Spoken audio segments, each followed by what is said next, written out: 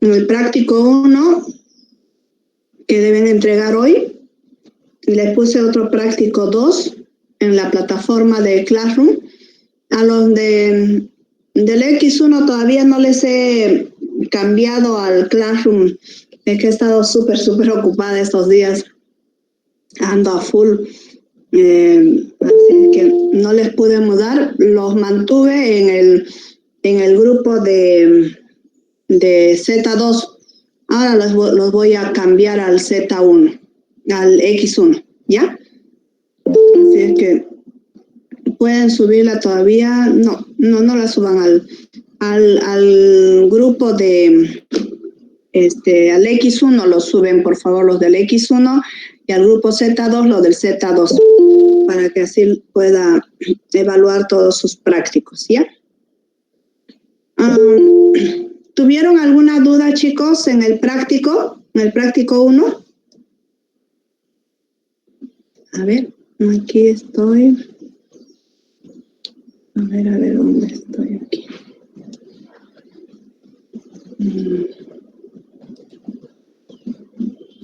Z2. Señora, una pregunta. Dígame. Y los que todavía no estamos en el Classroom, porque no lo veo todavía. Los que se atrasaron. A tener que esperar el fin de semana, chicos. La verdad es que ando de una oreja, como se dice. Ahorita estoy con lo de las clases, los exámenes. Tengo que, estamos en tenemos un congreso de matemáticas. Así es que ando, así súper ocupada.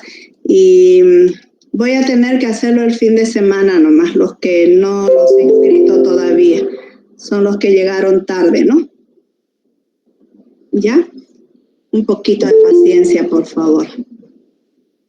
Es que tengo hoy día, por ejemplo, tengo clases hasta las 7, así de corrido, de 7 a 7 tengo, así que ando muy ocupada. Vamos háganlo su tarea, no hay problema, no se preocupen. A los que les estoy, no los estoy inscribiendo aún, les voy a reasignar, les voy a reasignar la tarea para que lo puedan subir. ¿Ya? Tranquilos, no se preocupen. A ver, estuvimos trabajando en la clase pasada con las funciones especiales. Les pregunté si tuvieron o no tuvieron dificultad en el primer práctico. ¿Tuvieron alguna dificultad, chicos? A ver, vamos a revisarla rapidísimo. Este es el práctico que les subí del tema de funciones. Ahí tienen las definiciones, elaborar tablas con ayuda de GeoGebra, de las funciones básicas. Y aquí, por ejemplo, tienen ustedes que establecer valores, pongámosle de f de 1. F de 1, bueno, hay que ampliar esto un poquito más. Debemos ubicarnos en x igual a 1 y qué valor tiene para y, ¿no? Perdón un minutito. Que me llama y no contestó. Hola.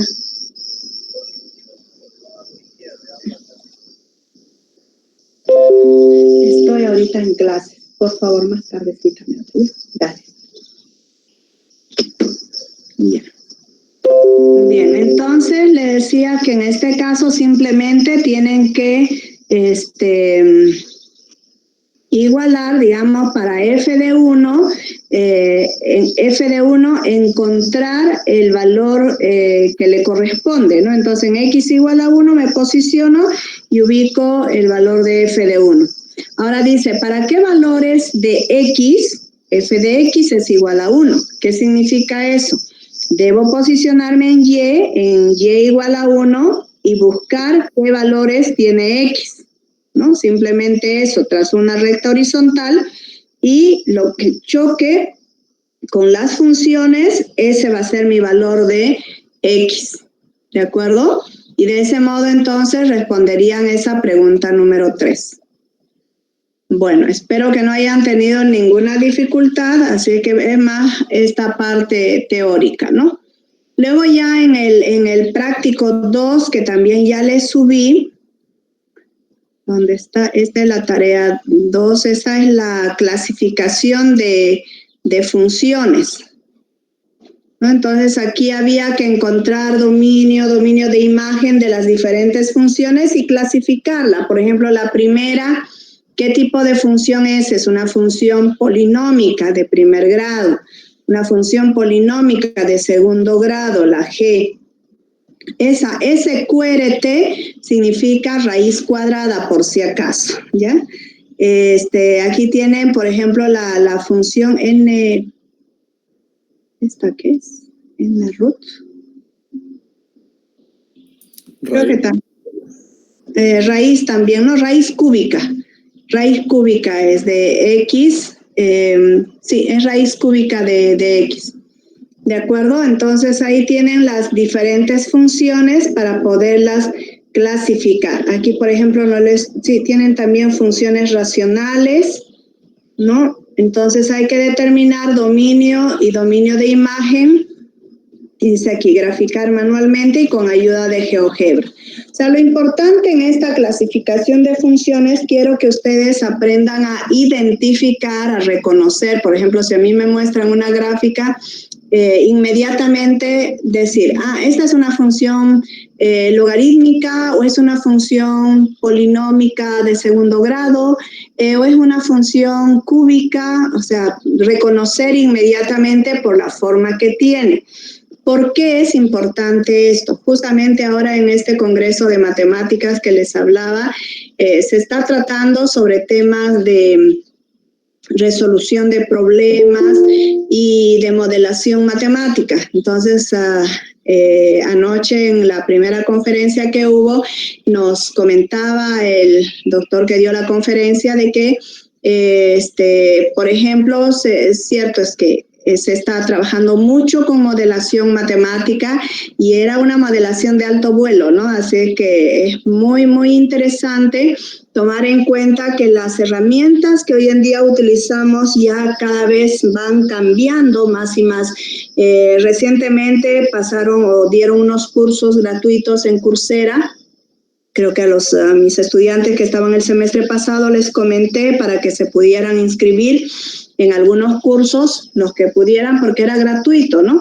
Entonces, en este caso, podía uno ingresar fácilmente a la universidad más cara del mundo en algunas materias. Entonces, yo por eso les recomendé que pudieran entrar a estos cursos de Coursera, porque normalmente uno tiene que pagar un monto determinado para ingresar a esos cursos. Y en ella, por ejemplo, estaban promocionando mucho Python, así se escribe. Es un programa que, bueno, yo la verdad que indagué un poco para saber por qué estaban promocionando tanto esto, de qué se trataba. Y no había mucha información, la verdad, en el internet. Y recién anoche me llego a enterar de que Python tiene el mismo performance, casi el mismo performance que GeoGebra, ¿no? No que GeoGebra no, sino que MATLAB. Y hay otro programa que todavía resuelve mucho más rápido. Por ejemplo, la modelación matemática es Julia, ¿no? Entonces son... o sea, por ejemplo, esos programas para mí eran desconocidos y bueno, este tipo de eventos a nosotros un poco que nos actualiza también con lo nuevo que está resurgiendo en las matemáticas, ¿no? Eso es muy interesante. Entonces, la verdad que uno dice, no, todavía me falta aprender más y cada día hay que ir aprendiendo cosas nuevas, chicos. Así que si alguno de ustedes, ustedes que están en lo que es programación, les recomiendo trabajar un poco más con lo que es resolución de problemas, por favor, la comprensión, eso es lo que más importa aquí. La parte operativa, como les dije ya, prácticamente está hecho y ha sido hecho por sus por profesionales de la informática, obviamente con apoyo, han sido hechos en equipos multidisciplinarios en realidad, ¿no? Entonces antes, por ejemplo, en ingeniería química, nosotros teníamos que hacer cálculos y cálculos, nos tardábamos un montón en hacer, por ejemplo, las iteraciones, ¿no? Y es un trabajo repetitivo que se hace. En cambio, hoy en día, ya con ayuda de estos software, pues esas iteraciones salen así, en un santiamén, ¿no? Entonces, es bastante interesante. Entonces, obviamente, un ingeniero informático no va a conocer de todo a la vez, ¿no? Tendría que estudiar todas las carreras paralelamente. Sin embargo, o sea, esas definiciones, esos conceptos que son de la ingeniería, pongámosle petrolera o ingeniería química o ingeniería en medio ambiente, o sea, lo da el experto en ese tema y el informático lo que hace es traducir todo ese problema, esa problemática que quiere resolver en las otras áreas, la debe saber traducir al lenguaje de programación en este caso, ¿no? Entonces, por eso les pido todo el tiempo, les digo, ustedes tienen que saber el por qué, para qué, cómo, cuándo y dónde. Eso tienen que saber traducir y tener las herramientas a la mano. O sea, el hecho de que sepamos todas las propiedades, justamente hablando de resolución de problemas, decíamos, uno de los problemas que hay hoy en día justamente es la resolución de problemas. Ya nuestros estudiantes no quieren resolver los problemas, ¿no? Entonces, hubieron semestres, por ejemplo, que en cálculo me dejaban en blanco los problemas, no los resolvían. En cambio, ya en estos últimos semestres he podido notar que hay mayor interés en poder resolver. Hemos ido, como se dice, labrando gota a gota sobre este tema, ¿no? Porque realmente es muy interesante, chicos. Tener que resolver problemas a veces nos puede parecer demasiado complicado, pero si tenemos las herramientas necesarias, vamos a poder hacerlo. Yo siempre les pongo esa analogía. Es como cuando me piden, por ejemplo, qué sé yo, poner un clavo en la pared.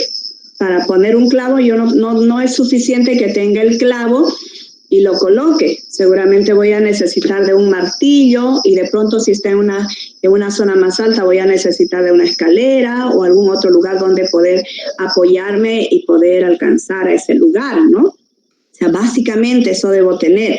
Entonces, si no tengo, por ejemplo, un martillo, no sé, buscaré otra herramienta, pues algo más que se llama, qué sé yo, una piedra, por así decirles, ¿no? Entonces, cosas así. Y eso es lo que nosotros tenemos que aprender a guardar la información en nuestro disco duro. Ustedes más que nadie, si ustedes, por ejemplo, revisan seguramente sus docentes de las materias de programación, deben haber hablado mucho de inteligencia artificial. Hoy en día prácticamente todo se está automatizando, todo, en todas las áreas se está automatizando. Entonces es necesario que ustedes tengan esas herramientas para poder resolver problemas, ¿no? Que les sea fácil interpretar lo que les dicen literalmente, traducirla al lenguaje simbólico, ¿no?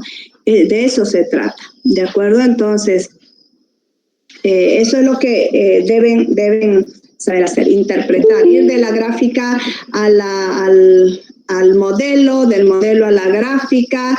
Eso es lo que vamos a hacer en esta materia, ¿de acuerdo? Entonces, uno de los problemas justamente, lo que acabo de mostrarles es eso, ¿no? En la tarea número 1 les mostraba un gráfico y ustedes a partir del gráfico tenían que decir a qué valores corresponden.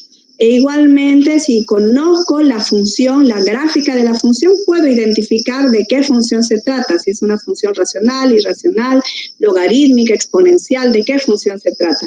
Porque para hacer la modelación, por ejemplo, con los datos experimentales que tenga, yo debo elegir el modelo adecuado. Entonces, esto se hace, por ejemplo, utilizando, haciendo los los pivotes, etcétera. Entonces se puede obtener el modelo matemático. Por ejemplo, en química nosotros todo el tiempo hacemos modelación matemática cuando queremos, por ejemplo, qué sé yo, obtener una curva de calibrado, queremos demostrar una ley, entonces lo hacemos con datos experimentales, ¿no? Entonces nos apoyamos en Excel, porque sí, Excel nos sirve aún para hacer modelos, como les digo, matemáticos, no de alto vuelo, ¿no? Pero sí tiene buena performance, así que nos puede servir para resolver todavía problemas complejos. Yo, por ejemplo, con Excel he podido hacer simulaciones de balances de materia, por ejemplo, en todo un proceso industrial. Se puede, o sea, y eso es solamente full ecuaciones, pero eso sí hay que traducir, o sea, yo les doy toda una plana de condiciones, datos que debe tener el problema y eso lo deben traducir al lenguaje simbólico, ¿no? Entonces tenemos trabajos bastante interesantes. Yo realmente ayer justamente he estado tomando la presentación de proyectos finales. Lo que hago con ellos es de todos los temas que avanzamos van resolviendo problemas de la vida real. Entonces, realmente quedé gratamente sorprendida con algunos trabajos que presentaron sus compañeros. Entonces, esto es bueno, chicos, es bueno porque, ¿saben? A veces, ¿qué les digo? Ya tenemos el paquete comprado, ¿no? Entonces no sabemos qué pasa en su caja interna, no lo entendemos, entonces lo podemos aceptar como válido. Mientras que si yo pongo en práctica, yo lo hago, voy a saber de qué se trata y cómo puedo refutar esos resultados y revisarla por último. Probablemente no tanto cambiarla, porque eso lo tiene que hacer el que hizo el programa originalmente, ¿no? Entonces, pero sí puedo interpretar adecuadamente los resultados que voy a obtener. Entonces, de eso se trata, chicos. Así es que ánimo. Hay que ir trabajando un poco más en lo que es la fundamentación, por favor. Eso es lo que necesitan tener ahorita. Toda la información que requieren de sus materias, guárdenla en el disco duro. No la reseteen, no hagan borrón y cuenta nueva, por favor. ¿Ya? Bueno, ahora vamos a trabajar entonces con modelo. ¿Perdón? No. Una duda en el práctico 1, en el inciso B de la red.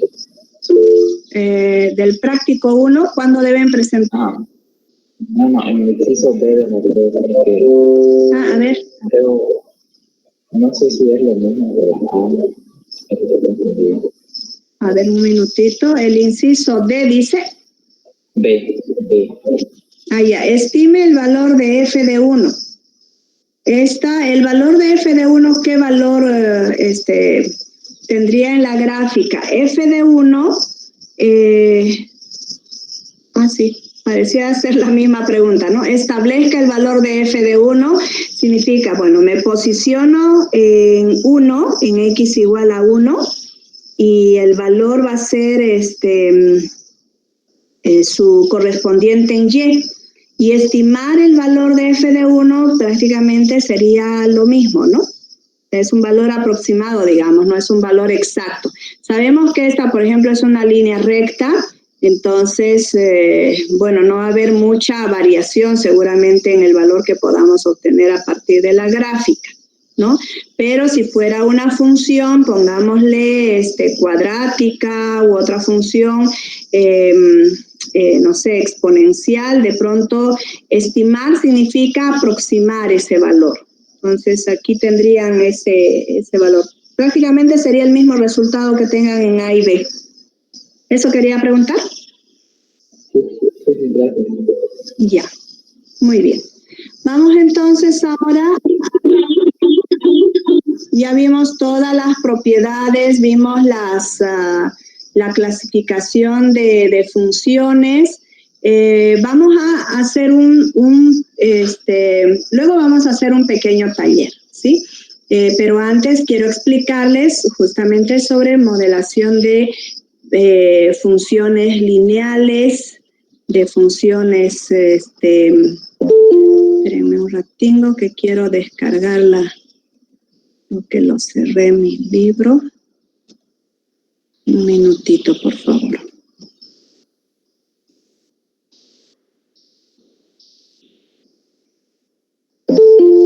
Tengo lo de cálculo.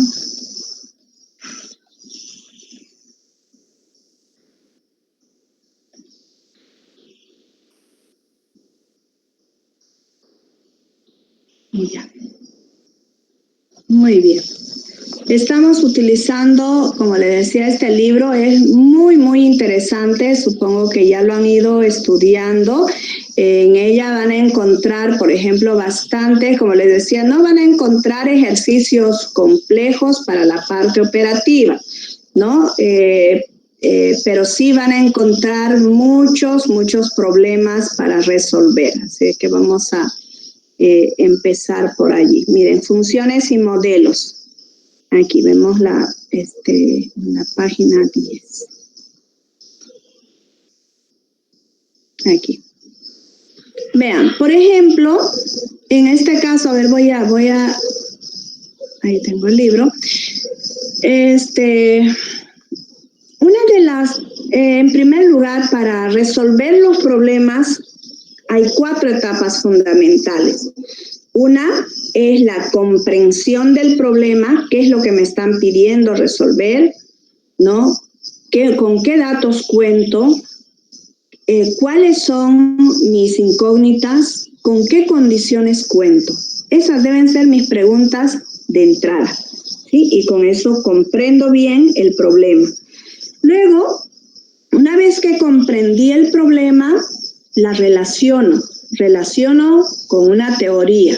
Entonces, en este caso, voy a planificar, ¿no? Planifico. Digo, puedo utilizar tal ecuación, puedo combinar con esta otra ecuación, o sea, planifico. Identifico cuál es mi función principal y cuál es mi función secundaria, ¿sí? Luego, una vez que planifico y ya lo planteo, el problema, lo resuelvo, ejecuto. Ejecutar ya es la parte operativa. Esa parte operativa, como les digo, se la puedo dar a GeoGebra, a que la resuelva, la grafique, lo puedo resolver con una calculadora, es la parte operativa, ¿sí? Y por último viene la parte de interpretación de los resultados.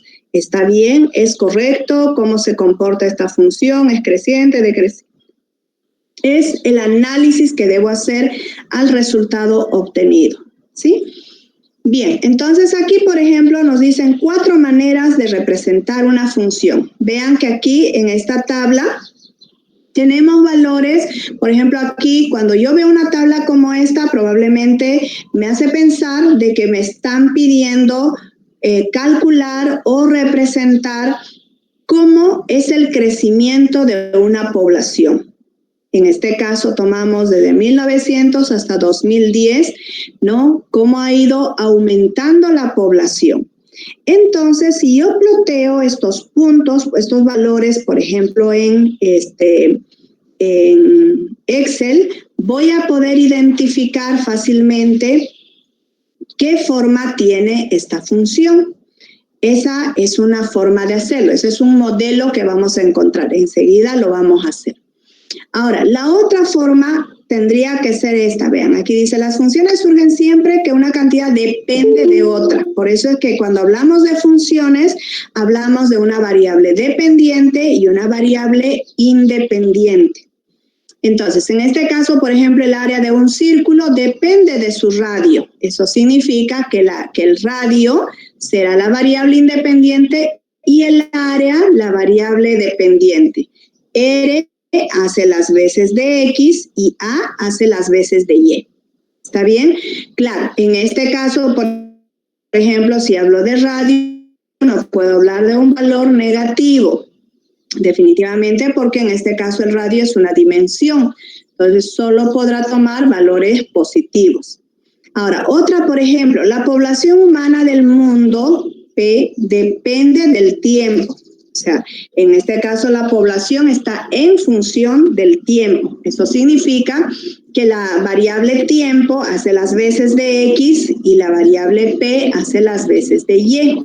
Entonces, de ese modo, P en función de T, así la simbolizamos, representa la variable dependiente. Entonces, en este caso, cuando, por ejemplo, tabulamos nuestros valores, es en el eje X, en la primera columna, donde debemos colocar la variable independiente, y en el eje, en la segunda columna, representamos la variable Y, que en este caso lo debemos calcular, o tal vez en este caso, si es un modelo que se llama, si son datos experimentales, pues hay que vaciarlas de esta forma, ¿no? Ahora, la tercera dice, el costo C de envío de un paquete por correo depende de su peso. Entonces, eso significa que el peso o la masa de ese paquete es la variable independiente, mientras que el costo será la variable dependiente. Eso es verdad, ¿no? Si yo envío un paquete de 5 kilos, no me va a costar lo mismo que envíe un paquete de 1 kilo, por ejemplo. Entonces, ¿de qué depende ese costo? De su tiempo, del peso, perdón, o de su masa, ¿no? Eso es lo que debemos tomar en cuenta, o sea, identificar cuál es nuestra variable independiente y cuál es la variable dependiente.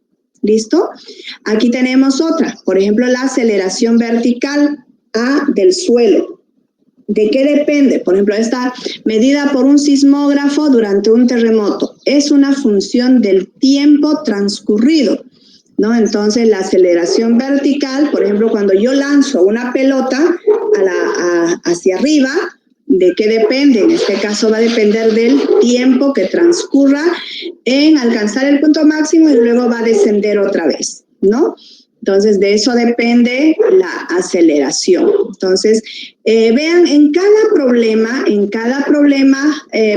debemos identificar primero cuál es nuestra variable dependiente y cuál es la variable independiente. Un minutito, voy a abrir a estos chicos, perdones. Por favor, no lleguen tan tarde, chicos, interrumpen las clases.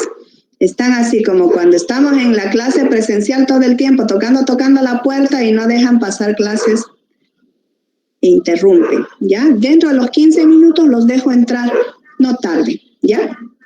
Bien, seguimos. Entonces, en este caso les decía que esta depende fundamentalmente, entonces hay que reconocer cuál es la variable dependiente y cuál la variable independiente. ¿Está bien? Bueno, entonces en este caso ya esto hemos visto, lo hemos definido que es una función, es una regla que asigna a cada elemento X de un conjunto D exactamente un elemento llamado f de X de un conjunto Y, ¿no? Eso ya lo hemos definido y de ese modo es que tenemos la regla de correspondencia, ¿no?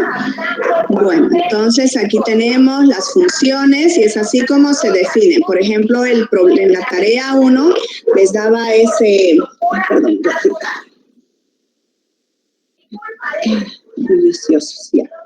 Bien, entonces en este caso, por ejemplo, para f de 1, tengo aquí su correspondiente y debo leer a la izquierda. La proyecto al eje Y de ese modo encuentro su correspondiente. Ese es el valor de f de 1. Para f de 2, igual. Para f de x, del mismo modo, ¿no? Entonces, en este caso, cuando hablamos del dominio, tal como ya vimos, es la sombra que proyecta la gráfica respecto a X. Eso es lo que representa aquí. Y el dominio de imagen o rango es el dominio de imagen, mejor dicho, es la sombra que proyecta la gráfica respecto a Y. Entonces, tomamos desde el valor mínimo hasta el valor máximo, ¿sí? Eso es, ¿de acuerdo?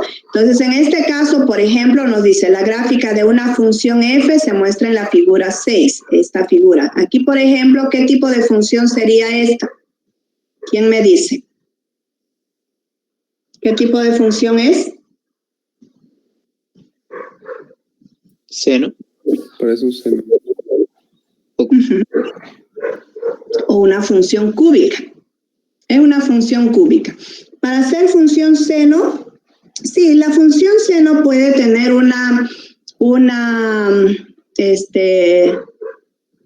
esta altura puede ser variable, ¿no? Pero no hay problema, está bien, no es tan lejos. Pero esta puede ser una función cúbica también. Entonces, vean, por ejemplo, aquí nos dice, encuentren los valores de f de 1 y f de 5. F de 1, por ejemplo, ¿a qué es igual? Se supone que esta es nuestro eje X, aquí está marcado, y este es el eje Y.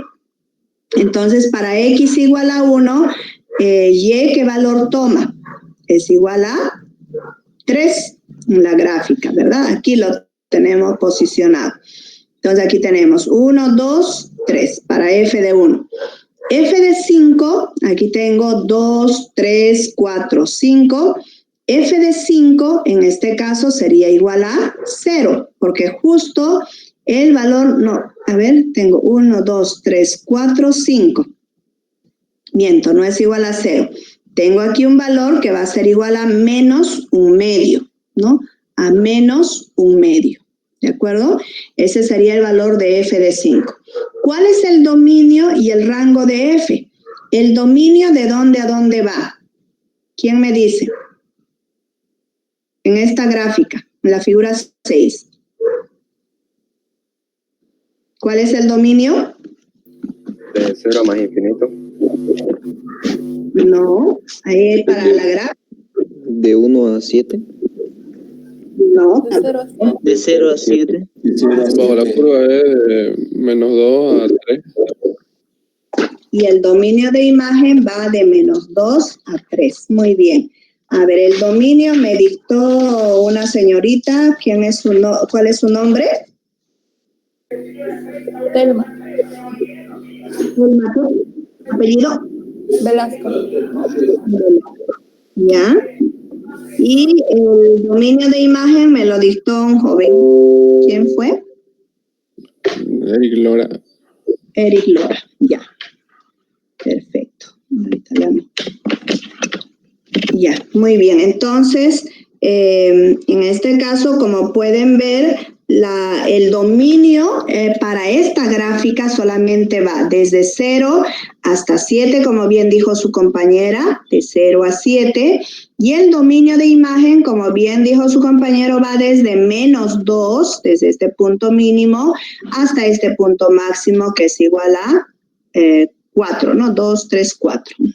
Desde menos 2 hasta 4. Ese sería el dominio de imagen o rango. ¿Bien? Entonces, de ese modo podemos identificar fácilmente y así en cualquier gráfica podemos identificar las funciones. Entonces, aquí se debe aprender a representar las funciones de 4 maneras diferentes: verbalmente, numéricamente, mediante una tabla de valores, visualmente, por una gráfica, que es lo que les decía, es importante que reconozcan qué tipo de función es. No por nada les mandé a hacer ese directorio de funciones, para que sepan ustedes qué recorrido debe tener. Además, con las propiedades que vimos de traslaciones y rotaciones, pudieron notar de que es la misma gráfica, solo trasladada a otro punto, ¿no? Entonces, el recorrido va a ser el mismo, ¿no? Y algebraicamente mediante una forma explícita, o sea, la ecuación o la función que escribimos. Esas son las 4 posibles maneras de representar una función. Muy bien, entonces voy a tomar estos datos que tenemos aquí, los voy a copiar, a ver un momentito, y las vamos a representar en Excel, ¿ya? Me viene muy bien. A ver, esta de la población podemos hacerla. Y del mismo modo, ustedes van a investigar valores tomados del INE para que para obtener el modelo matemático.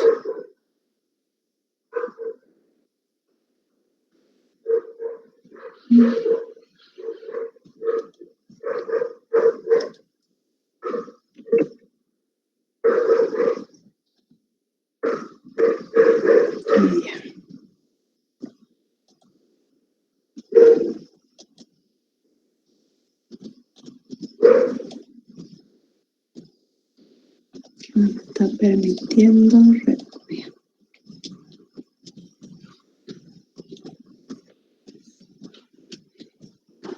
Me voy a ir a Excel.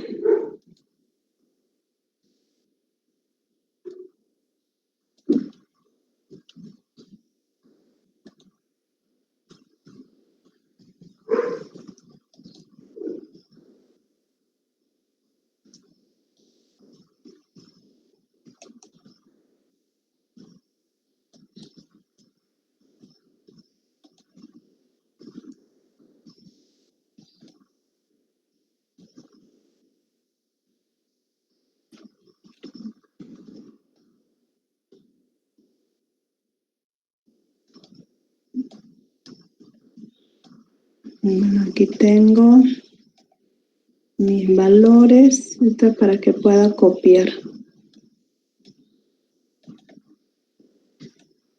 Me fue muy abajo.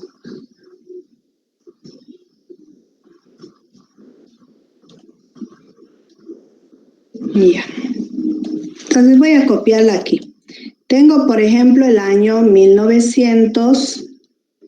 Aquí voy a poner año y población. Ya, entonces tengo aquí 1900, 1910, 1920, 1930. Creo que no podía copiarla. Un minutito, voy a intentarlo. Creo que puedo copiarla así. A ver, me deja. Para no tener que estar transcribiendo. Ah, no. Está muy desordenado. No, copia así. A 1930. Profesora, disculpe, seleccione de 1900 a 1910 y en la esquinita de abajo, en ese cuadradito, acérquelo a su cursor y bájelo hasta 2010. Es una opción que tiene Excel. No, en Excel nomás. Ah, ya. A ver. Lo voy indicando. A ver, un minuto, me voy aquí. ¿Y aquí dónde? Ay. Esos dos, 1900 y 1910. Selecciónelo. Ahora en ese cuadradito, bájelo hasta el 2010. Hasta el 2010, ya. Ah, ya, perfecto, gracias, muy amable. Cierto, había olvidado de esa herramienta, ya. Aquí tengo, bueno, esta ya no puedo hacer eso porque los valores no van a, solo hasta aquí van de 10 en 10, después ya van cambiando. Aquí sí o sí tengo que copiar, no hay otra. Sí, es cierto, muchas gracias por recordarme esa herramienta. Sí, cuando hay valores que se repiten, digamos, o van en la misma escala, podemos hacer eso. 2300, aquí ya no tenemos valores que van en el mismo, con la misma diferencia, ¿no? 2560, 3040, 3710, 4450, 5280, 6080 y por último tenemos 6870. Bueno, ya, entonces con estos valores, ¿qué es lo que hacemos?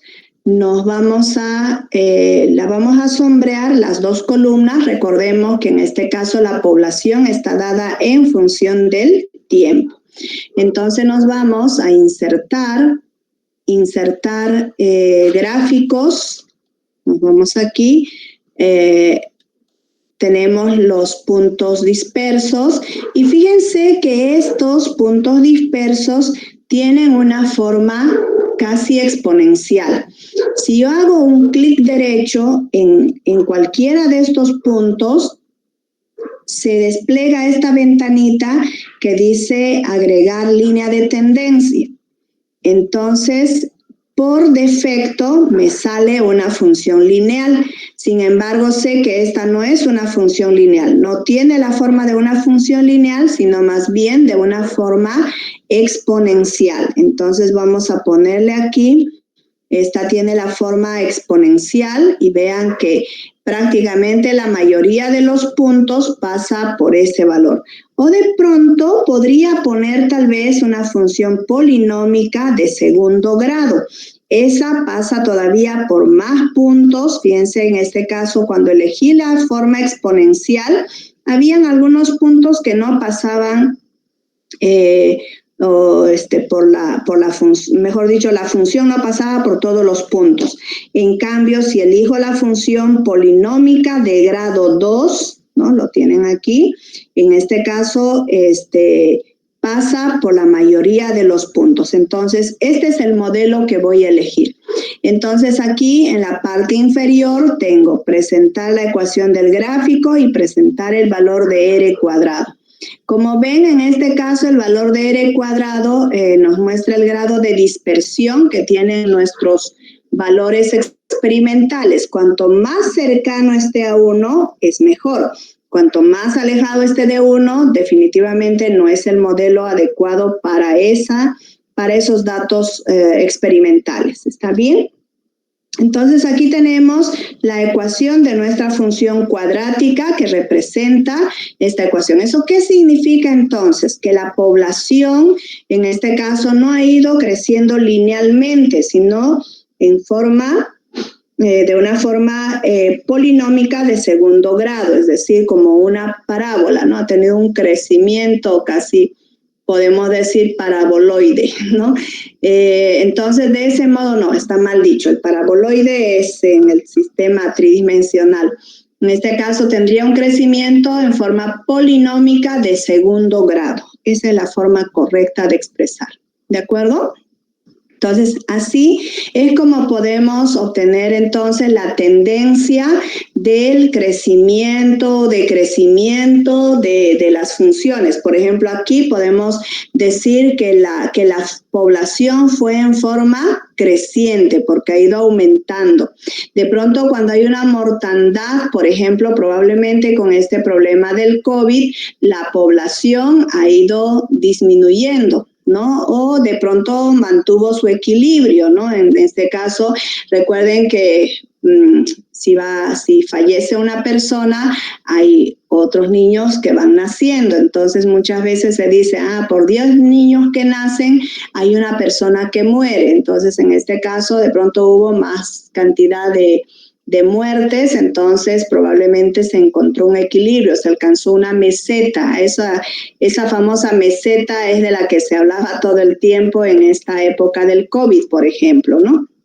Entonces, con los datos del COVID, igualmente podemos obtener un modelo matemático, en este caso con una tendencia, exponencial, ¿no? Se puede obtener de manera sencilla, pero ya si queremos hacerlo para una población mundial, los datos son más, es mucho mayor, ¿no? En esos casos ya tenemos que usar otro tipo de herramientas. Como le decía, en este caso, por ejemplo, nos comentaba este doctor que creo que han estado utilizando este método de Julia para la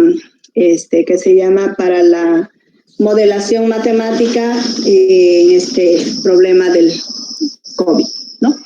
Bien, entonces de ese modo es como vamos a obtener los modelos matemáticos. Como pueden ver, Excel es una gran ayuda. Si no hubiéramos tenido esta ayuda, probablemente con estos datos tendríamos que haber ido uniendo e ir haciendo las iteraciones para ver a qué función se asemejan estos valores. Entonces, primero se parte de una función lineal, entonces uno va buscando, por ejemplo, los valores experimentales que se vayan aproximando, y eso es lo que se hace usualmente, ¿no? Entonces, en este caso, como tenemos una pequeña cantidad de datos, entonces esa iteración fue bastante rápida. Como pueden ver, casi de inmediato obtuvimos el modelo matemático. Este es nuestro modelo para estos datos experimentales. Entonces, como tarea de investigación, lo que les voy a dar es buscar información, por ejemplo, vamos a preocuparnos lo que pasa en nuestro país. Por ejemplo, podemos ver cuál es el crecimiento de las personas en situación de calle. Podemos ver, por ejemplo, cuál es el crecimiento o disminución de la producción de las drogas, de la cocaína, por ejemplo. Podemos ver cuál es la mortandad de niños en una cierta edad, pongámosle de 1 a 3 años, cuántos niños mueren mensualmente o anualmente. La mortandad, por ejemplo, lo del feminicidio es otro de los problemas o sea, es un problema actual, ¿no? Entonces, de esos tipos de datos, por favor, busquen en el INE, pueden buscar en periódicos, ¿no? En este caso se puede buscar obviamente, ahora toda la información está en el internet, así que podemos bajar de ella esa información y tabulamos nuestros valores tal como se hizo aquí. En este caso, primero identificando cuál es la variable dependiente y cuál la variable independiente. Por ejemplo, en el caso del feminicidio, podemos tomar los datos 10 años atrás o 15 años atrás. Entonces, estamos en el 2020. En el 2010, por ejemplo, ¿cuántas mujeres fueron asesinadas? Por ejemplo, en el 2011, ¿cuántas fueron? Entonces, cada año vamos anotando, en este caso, el número de personas que fallecieron por esa situación. Entonces, podemos hacer la modelación matemática y ver si estas van en crecimiento o va en disminución o se mantuvieron constantes. ¿Está bien? Esa va a ser entonces su tarea para el día martes. Van a investigar sobre datos reales que ocurren en nuestro país. ¿Está bien? Entonces eso lo pueden sacar del INE. El INE es el Instituto Nacional de Estadística. Ahí ustedes van a encontrar mucha información de todos los datos. La producción de la soya, es decir, de todo lo que queramos conocer vamos a poder encontrar en ella. ¿Ya? Entonces eso lo hacen y vean, así como acabamos de encontrar el modelo matemático para esta función, del mismo modo podemos encontrar, aquí había un ejercicio, creo que vean aquí por ejemplo, les daba una función exponencial, ¿no? A ver, vamos a graficarla. ¿Cuál era esta?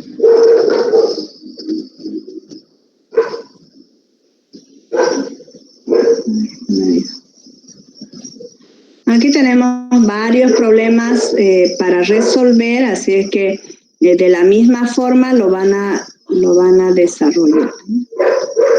Se me ha perdido aquí. Estos datos, ¿no? Entonces aquí, por ejemplo, ustedes pueden vaciar toda esta información y obtener este modelo matemático. Lo vamos a comprobar, ¿sí? Lo voy a copiar aquí. Un minuto.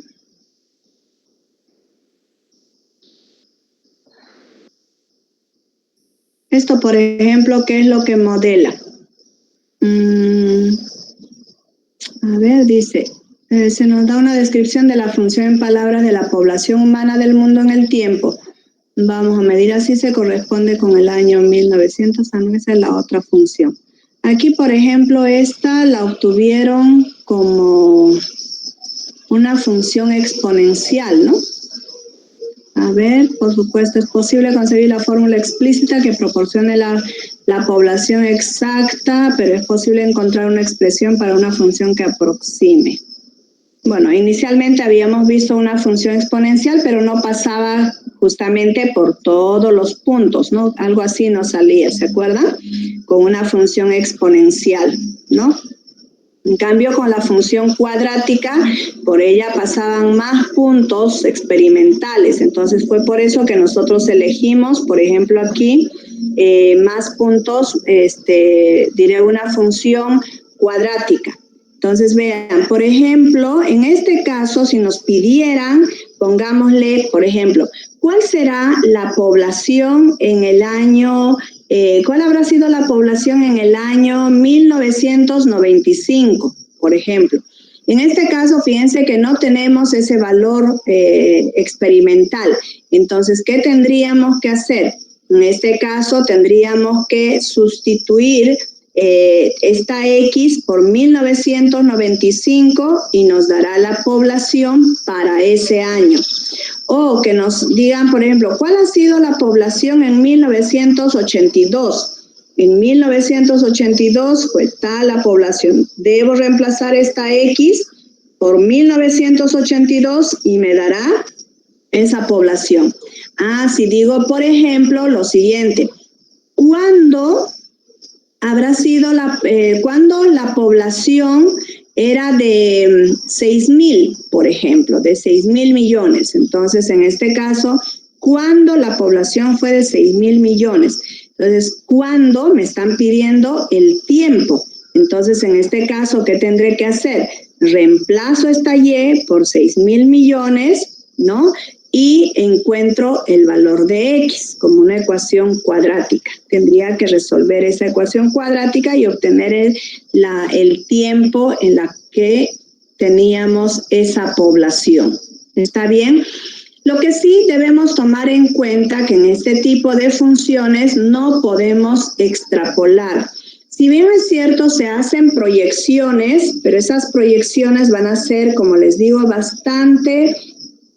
hay que hacer un análisis más exhaustivo para ello, ¿no? Entonces ahí se hacen mediante pivotes y todo eso para ver cuál es el comportamiento, digamos, de ese fenómeno, tomando en cuenta varias variables, ¿no? Entonces no es tan simple como, por ejemplo, en este caso, por ejemplo, puedo yo decir cuál fue la población en el 2020, siguiendo este recorrido, entonces lo extrapolo y puedo decir, fueron 8 millones de habitantes. No es así, ¿no? Entonces, se toma en cuenta, en este caso únicamente cuando se hace esta modelación, tomamos los valores con mayor certeza que estén dentro de este dominio. Por ejemplo, aquí el dominio de la función iría desde 1900 hasta el 2010 y el dominio de imagen irá desde este valor que se aproxima para el primero, desde 1650 hasta el último valor que son 7,000 millones. Ese es el valor máximo que tiene. Ese sería su dominio de imagen. Entonces, si yo digo, por ejemplo, cuando la población fue de 10,000 millones, entonces ya esta excede el rango del dominio. Entonces ya no puedo extrapolar. ¿De acuerdo? Entonces, si quiero tener mayor certeza en la información que tengo, lo voy a, solamente voy a poder interpolar, más no puedo extrapolar. Y ustedes se preguntarán, entonces, ¿cómo es que se puede predecir el futuro? Vuelvo a insistir, para eso se hacen también igual modelación matemática, pero tomando en cuenta además otras variables, de modo tal que en este caso podamos nosotros hacer la proyección, ¿no? Por ejemplo, es el caso de los sismógrafos. Ellos, por ejemplo, dicen, va a ocurrir un terremoto en tal lugar, o sea, ya se predice, ¿no? Se predice en base justamente a estos datos experimentales. Cada cuánto tiempo ocurrió ese fenómeno en tal lugar, cada cierto tiempo. Entonces, casi siempre se repite el ciclo. Entonces, es por eso ya uno puede predecir aproximadamente, ¿no? No es que ocurra exactamente. Bueno, en algunos casos, por ejemplo, en Estados Unidos, ustedes saben que hay todo el tiempo los famosos huracanes, ¿no? Entonces ellos, por ejemplo, para prevenir a las personas, tienen esas predicciones que hacen, lo hacen en base a un modelo matemático, ¿no? Entonces ellos, por ejemplo, ya se estudia, obviamente, debemos tomar en cuenta además los sensores, ¿no? Se van colocando en los lugares donde se produce, digamos, el fenómeno. Entonces, ya con ayuda de esos sensores, cuando ven que va aumentando algunas variables, se va analizando, entonces con anticipación ellos pueden predecir y alertar a la gente para que puedan huir, ¿no?, de ese lugar o que tomen sus previsiones, ¿no? Porque de otro modo, ¿no?, ocurren, por ejemplo, esos fenómenos que son inesperados, entonces definitivamente, como se dice, nos toman de sorpresa y es ahí donde ocurre la mayor tragedia, ¿no? En este caso, las personas no saben qué hacer porque no estaba nada predicho, ¿no? Entonces, todas esas predicciones que se hacen justamente se hacen en base a los modelos matemáticos. ¿Está bien? Entonces, es así como vamos a empezar con nuestros pininos de modelación matemática, ¿ya? Bien, entonces ya saben, para la siguiente clase, por favor, busquen esa información y lo resuelven. Aquí hay algunos ejercicios que es justamente de donde van a hacer la tarea siguiente. Tenemos aquí los problemas. Bueno, aquí tenemos funciones. Ya, sí, de aquí les di una primera parte, pero quiero ir a la parte del esbozo. Aquí, por ejemplo, dice, en la tabla se muestra el número N en millones de usuarios de telefonía celular en Estados Unidos. Se dan estimaciones semestrales. Entonces, recuerden, en este caso, por ejemplo, el número de celulares que tenían en 1996 en Estados Unidos era de 44 millones. Pero ya en el 2006 tenían 233 millones de usuarios, ya tenían el celular. Entonces, aquí, por ejemplo, ¿qué nos dice? Utilice los datos para esbozar una gráfica de N en función del tiempo y utilice su gráfica para estimar el número de usuarios de teléfono celular a mediados del año 2001 y en el 2005. Entonces, vamos a tomar estos datos y de esa forma hacen los demás ejercicios, ¿ya? Entonces, voy a copiar aquí, voy a recortar.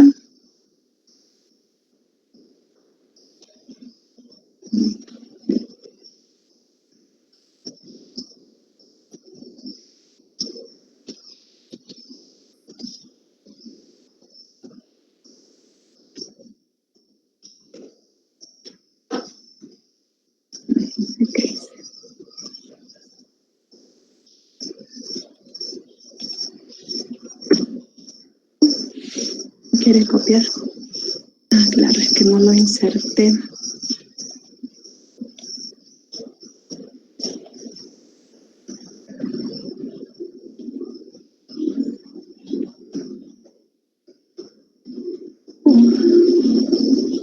¿Por qué no está queriendo copiar?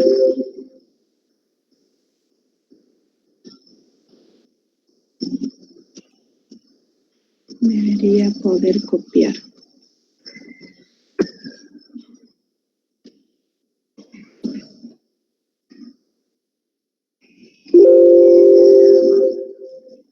Otra vez.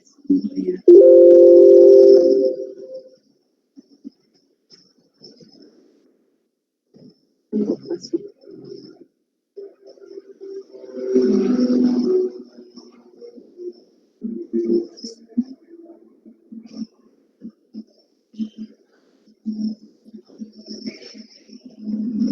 Ya. Bien, entonces vamos a tabular nuestros datos. Bueno, aquí tenemos 1996, 1998. Va de 2 en 2 años, ¿no? Entonces esta podemos proyectarla aquí hasta 2006, ¿no?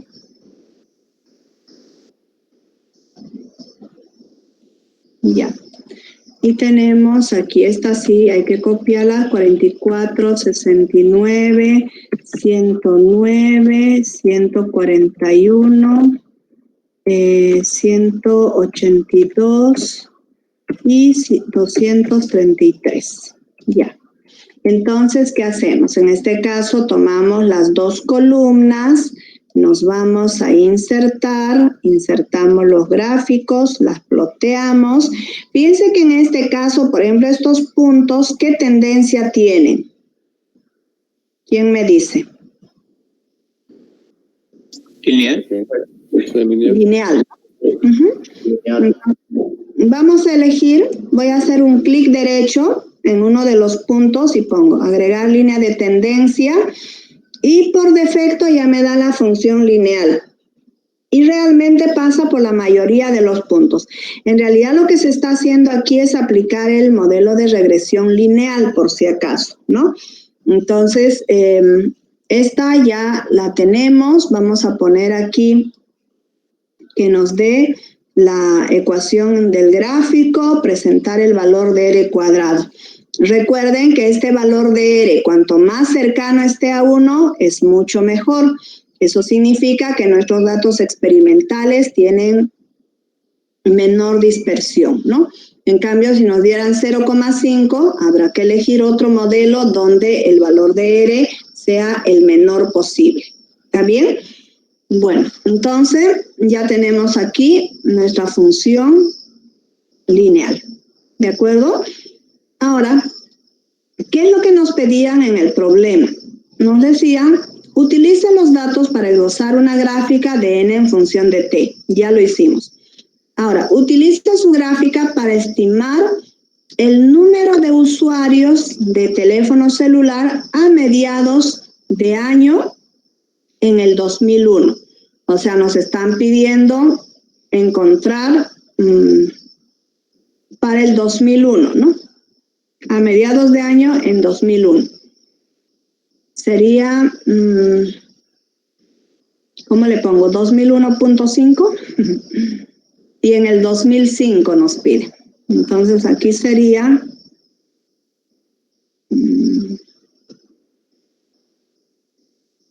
que como no está en meses, le voy a poner 2001.5.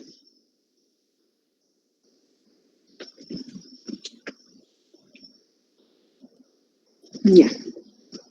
Entonces, aquí hago esta operación. Fíjense que tenemos una ecuación que es igual a 18,8x menos este valor. Entonces, en el 2001,5, así le voy a poner, en el 2001,5, ¿cuál sería la población?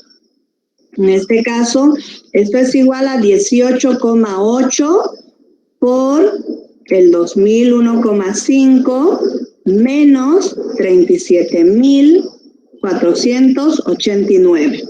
Ese es el valor que tenemos aquí. Y listo. Entonces, ¿cuántos contaban con un teléfono celular a mediados del 2001? 139,2 millones de personas, ¿no? Eso quiere decir. Ahora, en el 2005, igual, en este caso, como ya calculé en el 2001,5, con la misma ecuación voy a poder calcular y tengo entonces en este caso 205 millones de personas en el 2005 habrán contado con el teléfono celular. Eso significa. ¿De acuerdo?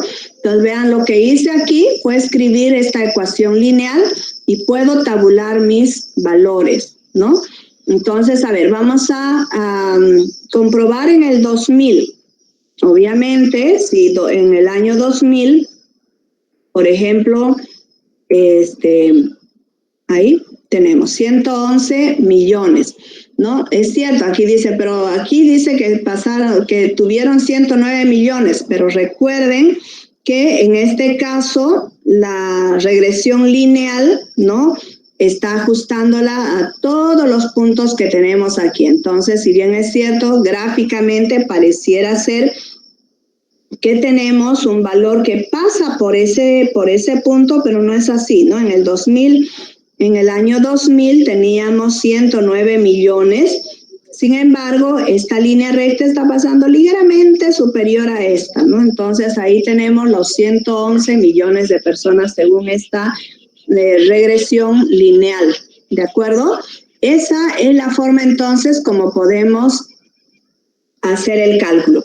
Ahora, supónganse que digamos, ¿y cuándo habrán tenido, cuándo será que 150 millones de personas tuvieron el celular? ¿En qué año? Entonces, si me dicen, ¿cuándo ¿cuándo o en qué año tuvieron 150 millones de personas el celular? Entonces, ¿qué hago? Hago al revés. En este caso tengo que reemplazar en esta variable y por 150 y debo despejar x. Entonces hago lo mismo. Entonces aquí voy a poner lo siguiente, que debo despejar x, ¿verdad? Entonces tendría 150, bueno, voy a ponerla entre paréntesis, 150 menos, o mejor dicho, más 37.489 dividido entre 18,8. Entre 18,8.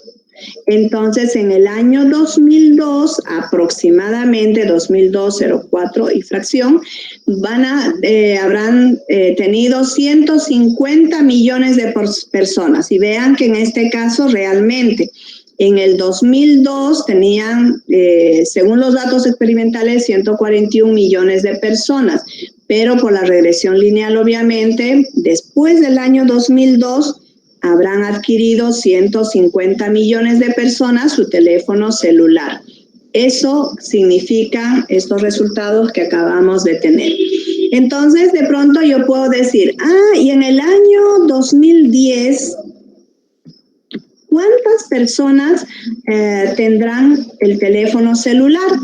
Entonces, en este caso, simplemente hago esa proyección, pero no se olviden que en este caso, bueno, aquí, esto le puse ese valor.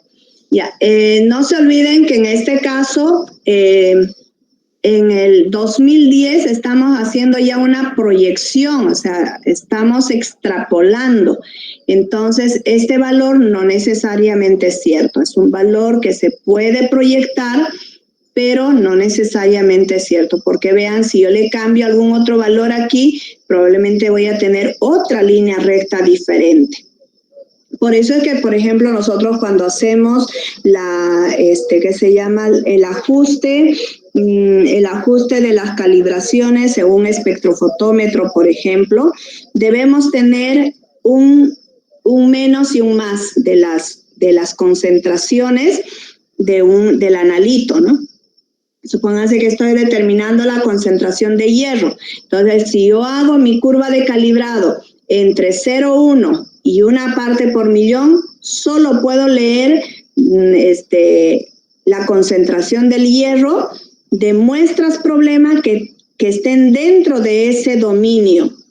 Si yo coloco una muestra que tenga una concentración mayor a esa, definitivamente no la puedo extrapolar.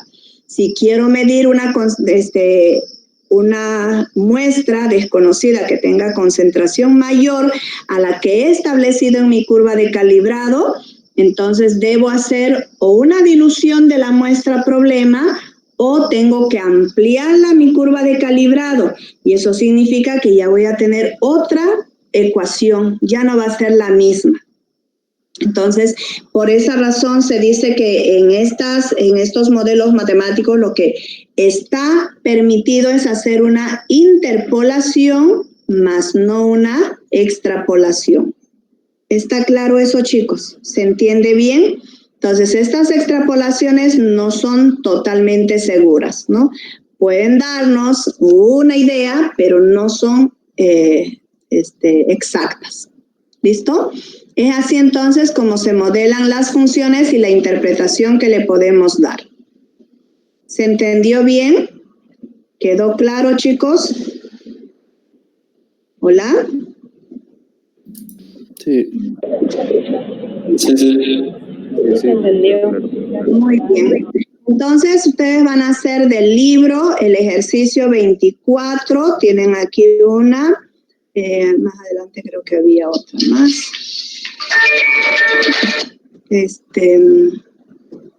Ya. Sí. Creo que más adelante habían otras. Y la tarea de investigación que les di. Y con esos datos igual ustedes van a obtener el modelo matemático, la pasan a Excel y deben hacer su interpretación correspondiente.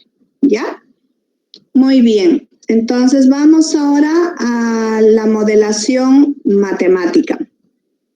Bueno, aquí tenemos, por ejemplo, para hacer la modelación matemática, antes debo explicarles lo que es la composición de funciones. Sin eso no podemos hacer una modelación matemática partiendo de algo literal. Entonces le voy a explicar rápidamente en qué consiste la composición de funciones.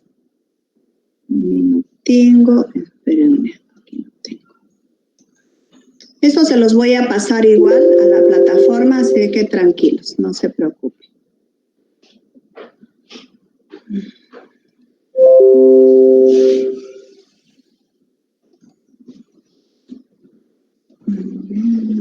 Tengo.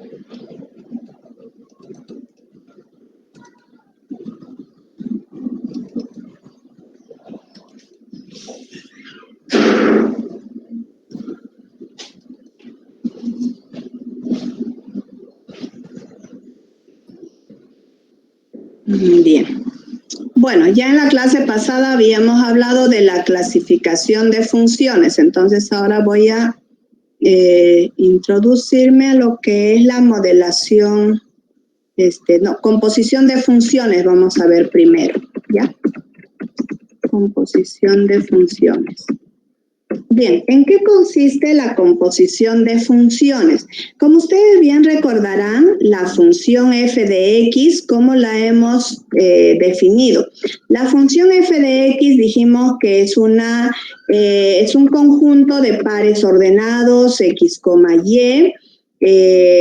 Bueno, se dice que es una aplicación que va de A en B, ¿no? Entonces, y que está formada por pares ordenados x, y, tal que y sea igual a f de x, donde x es nuestra variable independiente y y la variable dependiente. ¿Está bien? Entonces, tomando en cuenta eso, bueno, aquí voy a poner aún f.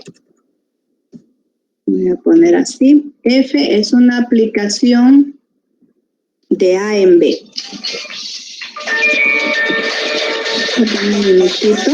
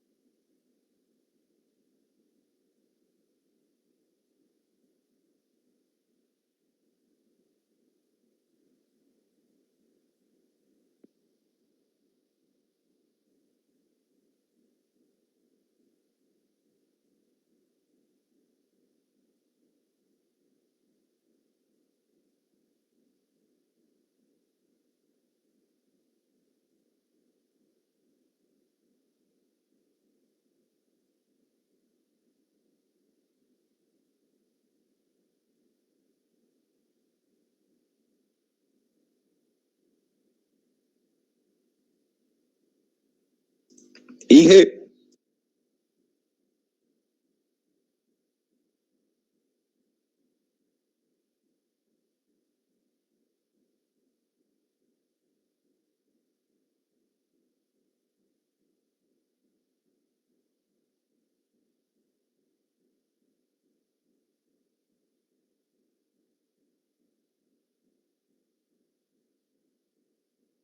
Es que estaba con algo muy urgente, perdón. Ya, estábamos en la simulación esta que les decía de la composición de funciones. Creyeron que me había ido, perdón chicos, un minuto, es que he estado con algo muy urgente. Ya, tenemos aquí, entonces B. Ya, entonces vean, la función f la definimos como una aplicación de a en b, donde en este caso x pertenece a la primera componente. Vamos a definirla así formalmente para que la composición de funciones también la definamos del mismo modo. X pertenece al conjunto A y Y pertenece al conjunto B. Y pertenece al conjunto B. Y Y pertenece a mi relación de pertenencia. Ay, se me pierden aquí.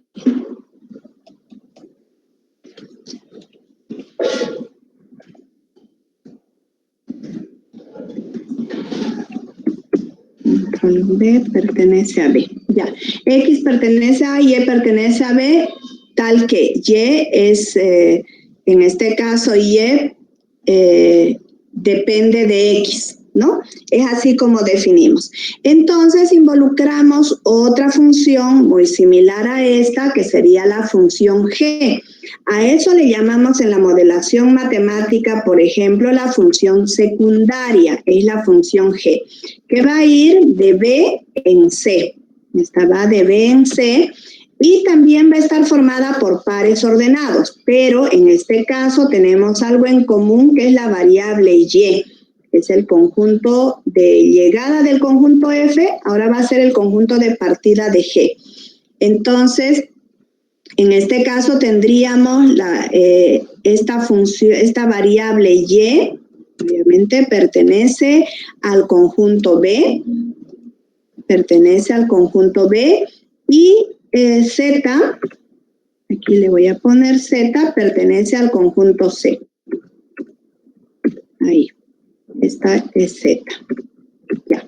Entonces, como pueden ver, donde en este caso la variable dependiente Z estará dada en función de la variable independiente Y. Recuerden que en toda función la variable dependiente es la segunda componente y la variable independiente es la primera componente de los pares ordenados. ¿Está bien? Entonces, de ese modo es como podemos encontrar la composición de funciones. En este caso, G cerito F, ¿a qué va a ser igual? En este caso voy a copiar esto, control C, control B. Ya, sería entonces, esta va a ir desde A hasta C y va a estar formada por pares ordenados X, Z, donde X pertenecerá al primer conjunto, es decir, a A, y Z pertenece al conjunto C. Además, que en este caso Z tendrá que estar dada en función de X. ¿Está bien? De pronto, cuando lo expresamos de esta manera, pareciera no tener mucho sentido, ¿no? Sin embargo, vean, vamos a insertar esto así, vean. Un minutito, aquí me voy.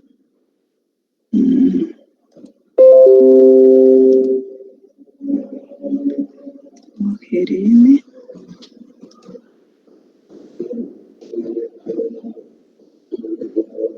Estoy con... Ay, esta mi hija me puso ahí un gato. Bien.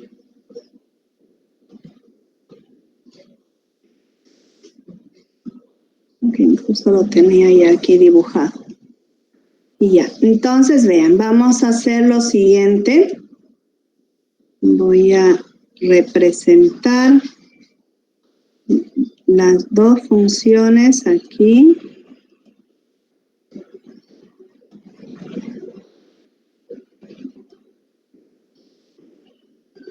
Ya, una es la función, no lo voy a poner tan alejado, y tengo otro conjunto, control C, control V.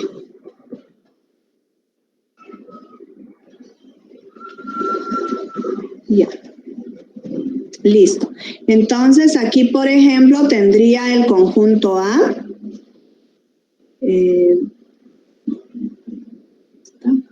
Tengo el conjunto A. Esta es mi conjunto B. Y este es mi conjunto C. Entonces, ¿qué ocurre? Por ejemplo, el conjunto A, supongamos que tiene como elementos 1, 2, 3, ven la letra tan fea, 4. Ahora, voy a considerar que B es el doble de estos elementos. Voy a poner, por ejemplo, 2, 4, 6 y 8. Y podría ponerle un 10. Entonces, en este caso, para que sea función, necesariamente deben cumplir la condición de existencia y unicidad. Entonces, aquí voy a poner, por ejemplo, que C sea un número sumado más 5. Entonces, 2 más 5 me va a dar 7, 4 más 5 me va a dar 9, 6 más 5 me da 11, 8 más 5 me da 13 y 10 más 5 me da 15.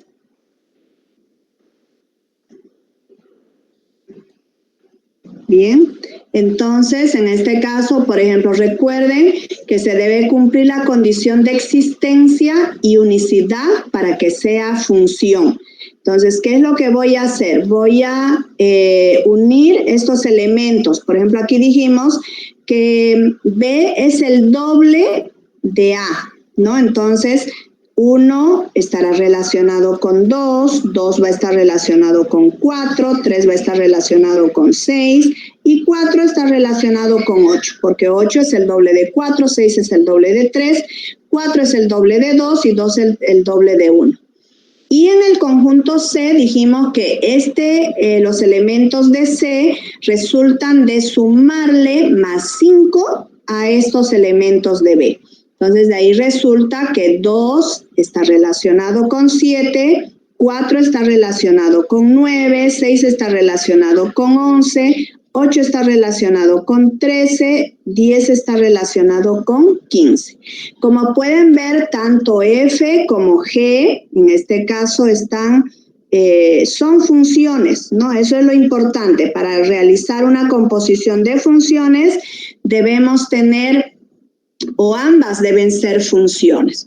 Entonces, la composición de funciones, ¿qué viene a ser? Viene a ser esta relación que hay entre el primer conjunto o el conjunto de partida de F y el conjunto de llegada de C. Entonces, ¿cómo se forma la composición de funciones? En este caso se forma de G cerito F. G cerito F. ¿Ya? Entonces, esa es la composición de funciones y es así como vamos a verificar que realmente nuestros conjuntos sean correctos. Voy a hacer lo siguiente, voy a recortar esto para que la transforme en la voy a llevar a Word.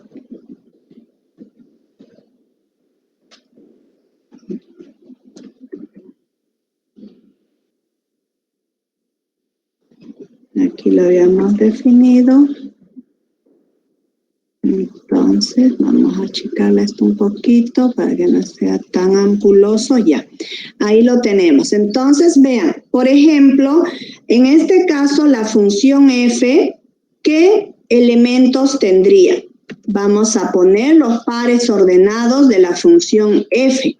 Tenemos en este caso el par 1,2, tenemos el par 2,4, el par 3,6, el par 4,8.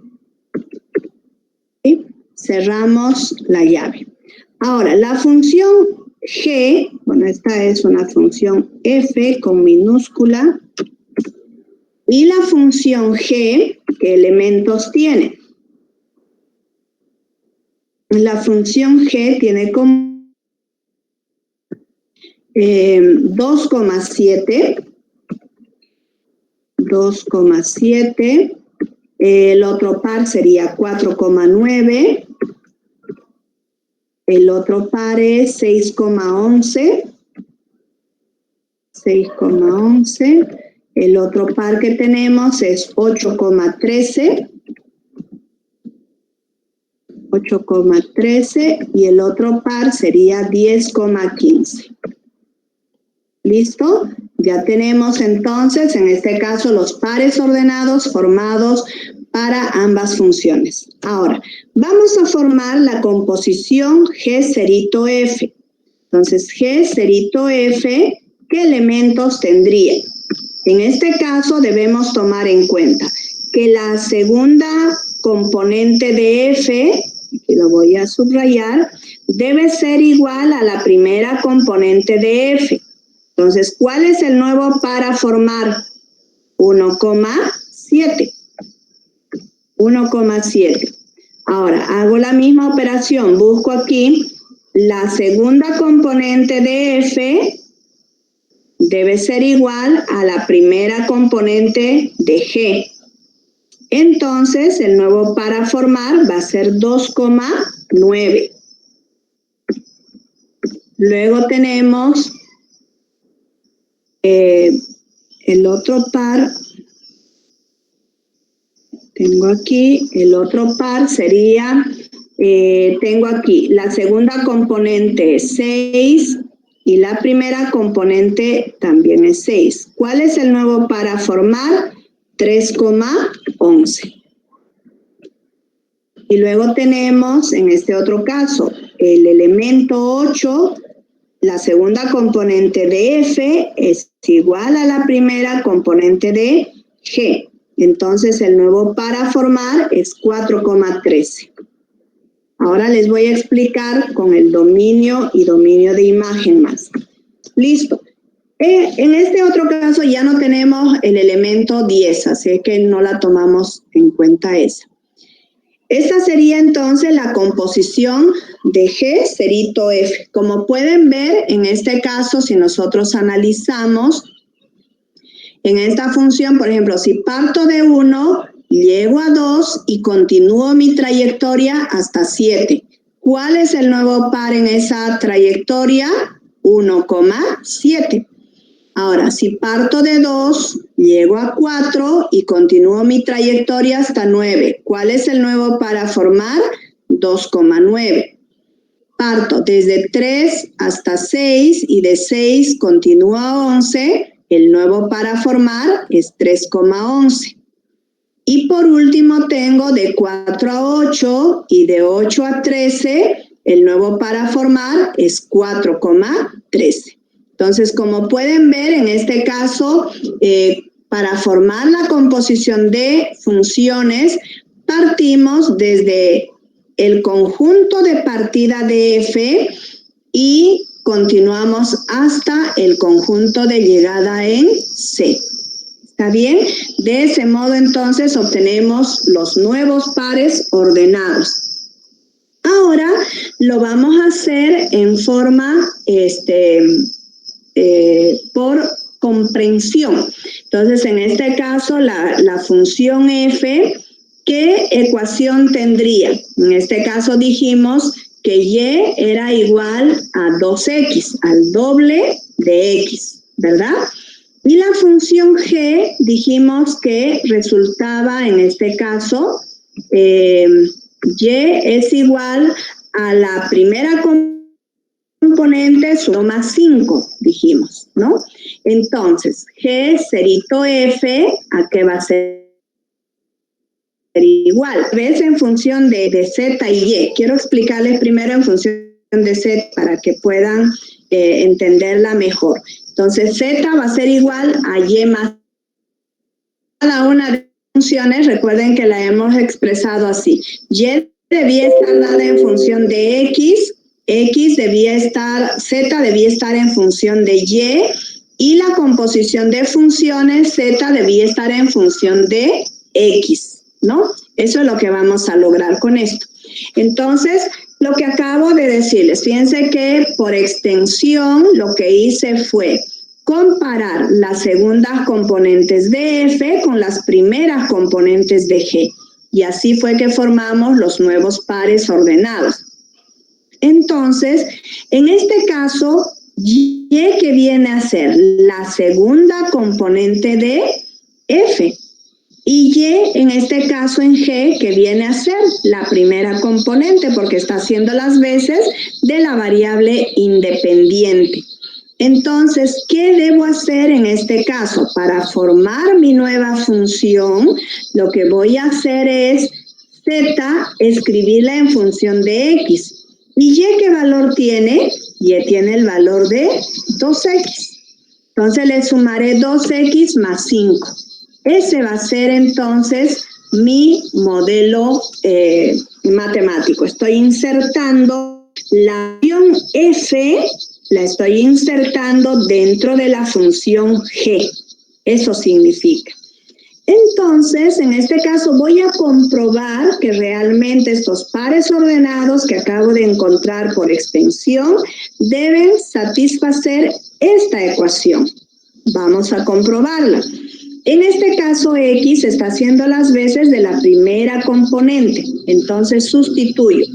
2 por 1 me da 2, más 5 es 7. Fíjense que como segunda componente tengo 7.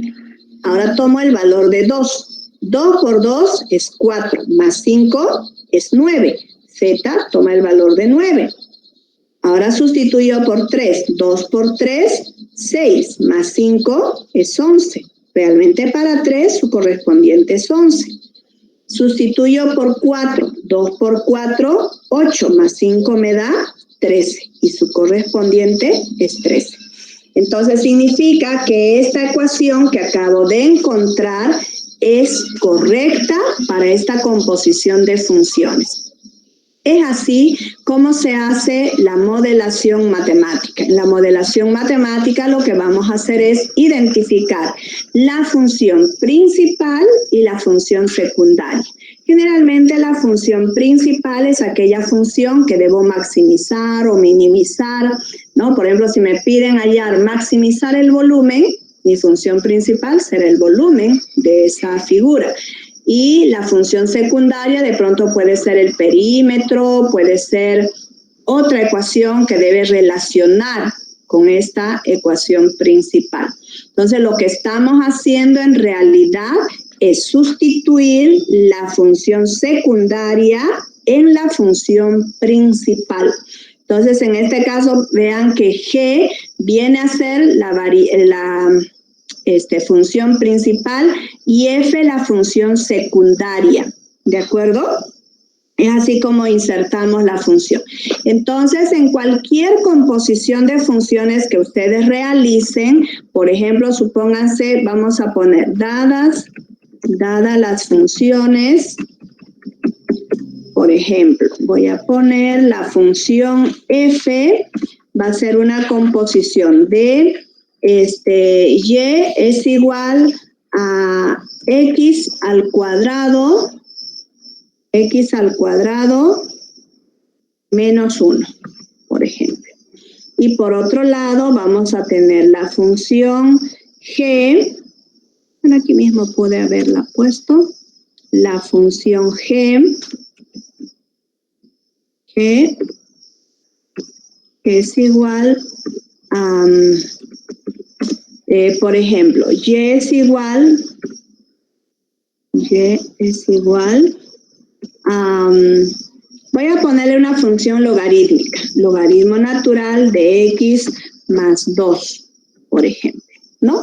Entonces lo que me piden es encontrar la función g cerito f. Luego les voy a mostrar que estas funciones, por ejemplo, f cerito g no es lo mismo que g cerito f.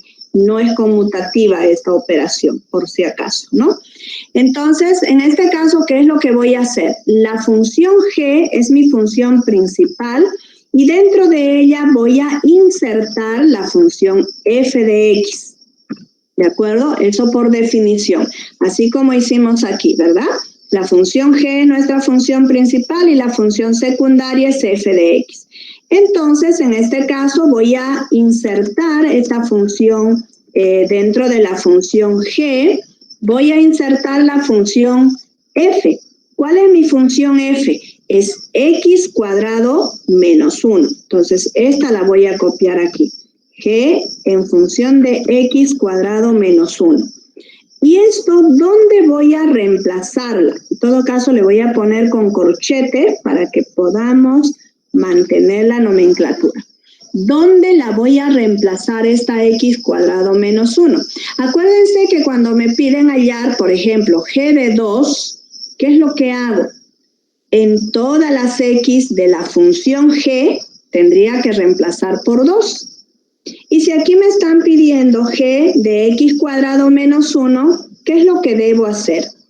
En todas las x de la función g, reemplazaré por esta función, por x cuadrado menos 1. Entonces, ahora mi función compuesta tendrá esta forma. Va a ser igual al logaritmo natural, que es mi función g, de, voy a abrir corchete, en lugar de esta x, la voy a copiar esta función x cuadrado menos 1. Control C, control V. La copio esa y le voy a sumar más 2. Esa sería mi nueva composición de funciones. Entonces, en este caso, si yo puedo sumar o restar términos semejantes, en este caso vean que el logaritmo natural afecta a todo el corchete. Entonces puedo sumar términos semejantes dentro de ese corchete. Mi función entonces finalmente, g cerito f, esto con minúscula, ¿a qué va a ser igual? Va a ser igual al logaritmo natural de x al cuadrado más 1. Control C. X cuadrado más 1, porque menos 2, menos 1 más 2 me va a dar más 1. Esa vendría a ser entonces mi nueva función. ¿Está bien? Entonces lo que les decía hace un momento es que la propiedad conmutativa para la composición de funciones no se cumple. Vean, en este ejemplo anterior voy a intentar hacer, voy a ponerle un inciso B, hallar si es posible f cerito g. Si es posible. O sea, en este caso, ¿cómo sé si es posible o no? Voy a poner el inciso A.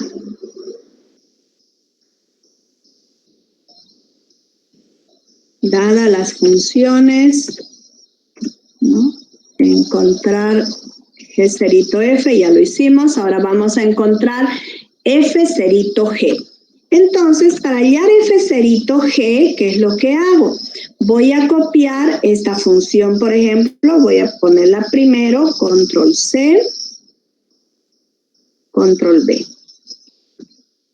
Y voy a copiar la función f. La función f era esta. O sea, simplemente la estoy poniendo al revés. primero G y después F. ¿Para qué? Para que pueda hacer la comparación, como les dije hace un momento. Esto lo voy a dejar de sombrear. ¿Sí? Ya. Bien, entonces, ¿qué es lo que tengo que hacer aquí? Debo buscar que la segunda componente de G sea igual a la primera componente de F. Vean, aquí tengo el 7. ¿Tengo como primera componente 7? No. Elijo el 9. ¿Tengo como primera componente el 9? No. Tengo aquí el 11. Como primera componente aquí tengo el 11. No. Si elijo el 13, tampoco. Y el 15, menos. ¿Verdad? Entonces, en este caso, ¿qué pasó? No es posible formar la composición de funciones. Lo vamos a ver, entonces, en este caso voy a poner aquí, no es posible formar la composición de funciones. Vamos a ver si eso es cierto gráficamente. Entonces, lo que voy a hacer aquí es graficar primero la función G y después la función F. Me voy aquí a Jam. ¿Dónde estás, Jam? Aquí. Bueno, en este caso entonces lo que voy a hacer es lo siguiente. Voy a copiar. Ya.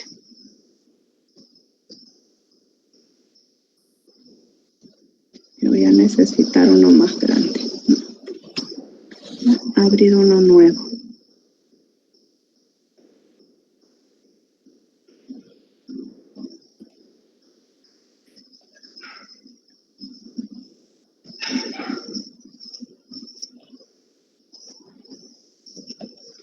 Ya, control C, control B.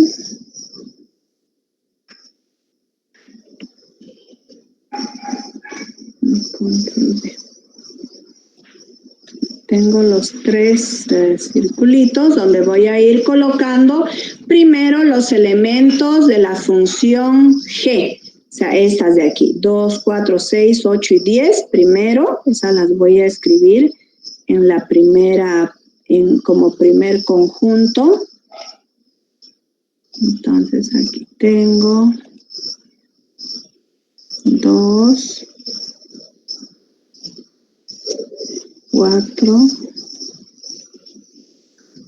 6, 8 y 10. Ya. Y como conjunto de llegada tengo sumado más 5, ¿no? Sería 2 más 5, 7, 4 más 5, 9, 6 más 5, 11, 8 más 5, 13, 10 más 5, 15. Ya. Ahora, el conjunto de partida, esta sería la función G. Para el conjunto F tengo como conjunto de partida 1, 2, 3, 4, pero vean que no tengo los elementos aquí. 1, 2, 3, 4 ni se aparecen, entonces voy a tener que aumentar esto. 1, 2,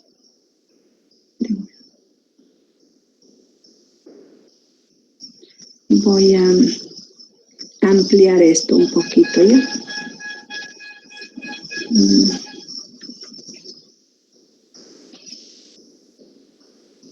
Jalarlo un poquito para llegar a... Bueno, me voy a tener que dejar, ya.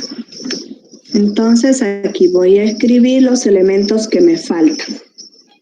Tendría 2, 3, y 4. Porque esos elementos no estaban aquí. Y como conjunto de llegada del conjunto F eran 2, 4, 6, 8 y 10. Voy a copiar aquí 2, 4, 6, 8 y 10. Listo. Entonces, esta es mi función F, diré mi función G. 2,7. Ponerle otro color de marcador. Ya. Tengo 2,7, 4,9, 6,11, 8,13 y 10,15, ¿no? Y esta es mi función G.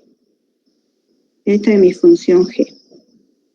Y mi función F es esta. 1,2, 2,4, 3,6, 4,8. Ahí. Y me queda esta variable 10. Listo. Entonces, como pueden ver, en este caso, en primer lugar, F no sería función, porque hay elementos en el conjunto de partida que no participan.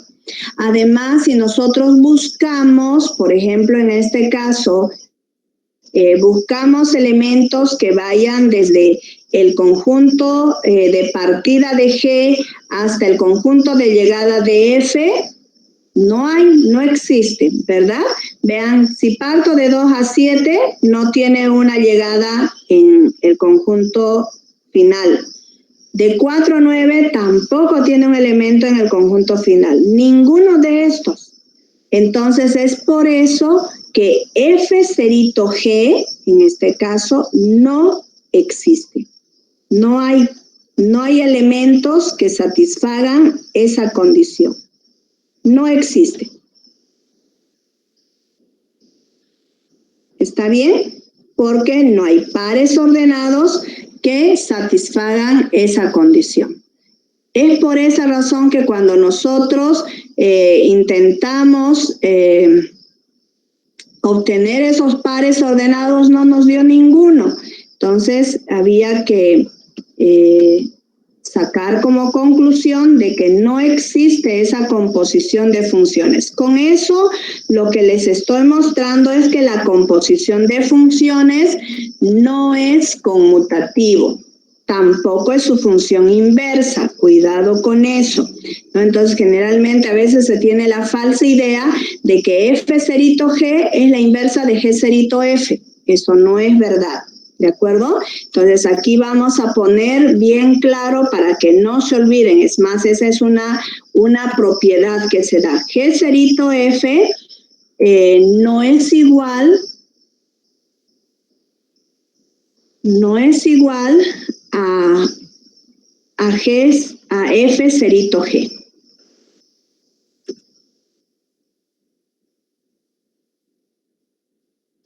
A F cerito G. ¿Está bien? Entonces, no se cumple la propiedad conmutativa.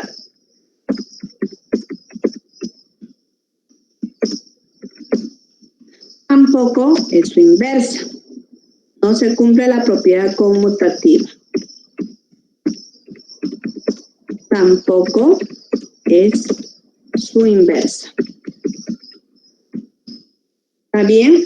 Entonces, de ese modo sacamos nuestra conclusión y bueno, aquí les estoy mostrando con un ejemplo. Obviamente, para llegar a esa conclusión se tiene que demostrar con varias funciones, etcétera, ¿no? Entonces, eso quería mostrarles cómo pueden ustedes determinar por extensión y por comprensión, ¿no? Acuérdense que por extensión enumeramos todos los elementos y por comprensión le asignamos una regla genérica, ¿no? Que serían estas.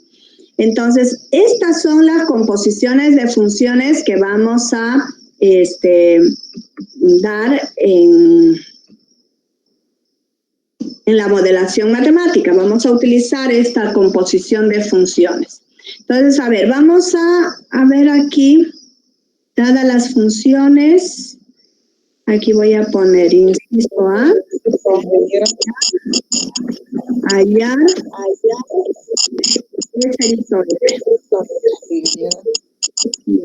y luego vamos a encontrar f'(g). Entonces, ¿cómo sería posible encontrar la función f'(g)? Sí, ¿tienen clases ahorita? Y a ver. Sí. Ya.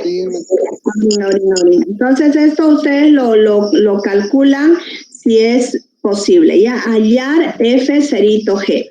¿Qué es lo que tienen que hacer para verificar si es posible o no hallar esta composición? Que, por cierto, es el proceso inverso de la derivación, así que tienen que saber cómo encontrar esa composición de funciones. Y en la clase siguiente vamos a hacer problemas de aplicación, ¿ya? Entonces, aquí hallan f'(g) con las funciones que pusimos aquí, con estas mismas funciones, si es posible. Tienen que verificar, bueno, eso lo hago yo, por ejemplo, en álgebra, debemos verificar que el dominio de la función f sea igual al dominio de imagen de la función g, ¿de acuerdo? Si eso ocurre, o puede ocurrir que el dominio de la función f sea subconjunto de la función g. Ahorita pongo operadores. Ahí. Si está incluido en el dominio de imagen de G. ¿Ya? Entonces, si esto pasa, entonces definitivamente podremos decir que la composición de funciones existe. Si no ocurre esto, entonces no hay composición de funciones. ¿Listo? Entonces eso, por favor, lo hacen para la siguiente clase y les voy a enviar algunos ejercicios más. Me falta todavía el de las funciones especiales que no les subí. He estado con mil y una cosas. ¿Ya? Entonces eso les dejo de tarea, chicos, para el día martes y los ejercicios que tienen en el práctico 1, en la tarea 1, tarea 2, háganlo por favor, y lo que hemos avanzado hoy les voy a dar algunos pocos ejercicios para que puedan practicar igual. ¿Listo? No se vayan, que voy a tomar lista, por favor. Un minutito. Y mi asistente que todavía, ya está, creo. Salió una flechita roja. Cuando sale una flechita roja es porque está ya activo. Ya, un minuto, voy a tomar lista. ¿Dónde estoy? Estoy súper saturada ya aquí.